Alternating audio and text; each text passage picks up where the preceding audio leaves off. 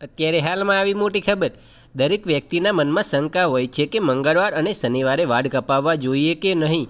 એવી ઘણી બાબતો છે કે જે લોકો માને છે અને અનુસારે. એ કારણે દરેક વ્યક્તિની પોતાની શ્રદ્ધા પ્રમાણે માન્યતાઓ હોય છે. જો તમે તેઓ માન્યતાઓના પાછળનું કારણ જાણતા હોય તો પણ તેઓ ફક્ત તેમની શ્રદ્ધા ખાતર જ માન્યતા ધરાવે છે. હાલમાં જ સોશિયલ મીડિયા પર મોરારી બાપુનો એક વિડીયો વાયરલ થઈ રહ્યો છે. આ વિડીયોમાં તમને તમારા સવાલનો જવાબ પણ મળી જશે. પરમ પૂજ્ય મોરારી બાપુએ કોઈએ પ્રશ્ન પૂછ્યો છે કે શું મંગળવાર અને શનિવારે વાળ કપાવવા જોઈએ. મોરારી બાપુએ આ પ્રશ્નનો ખૂબ જ સચોટ જવાબ આપ્યો છે. આ જવાબ સાંભળીને પછી તમે પણ મોરારી બાપુના 100% સહમત થશો. ચાલો તમને પણ આજે મોરારી બાપુ વિશે જણાવીએ. બાપુએ વાળ કપાવવા વિશે શું કહ્યું હતું. આ પ્રશ્ન અનેક લોકોના મનમાં ઘણી વખત આવ્યો હશે. આ પ્રશ્ન વાંચીને મોરારી બાપુ બોલ્યા, કપાઈ આટલી નાની વાતથી કેમ ડરો છો? મંગળવાર અને શનિવાર હશે કાંઈ કારણ? આ બધું જૂનું છે.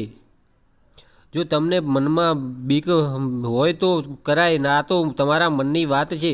તમે મને પૂછો છો તો હું તો આજ પાડવાનો છું. તમારી શ્રદ્ધા પર પ્રહાર નથી કરતો. તમને બીક રહે છે કે શનિવારે વાળ કપાવવાથી માથું દુખે છે.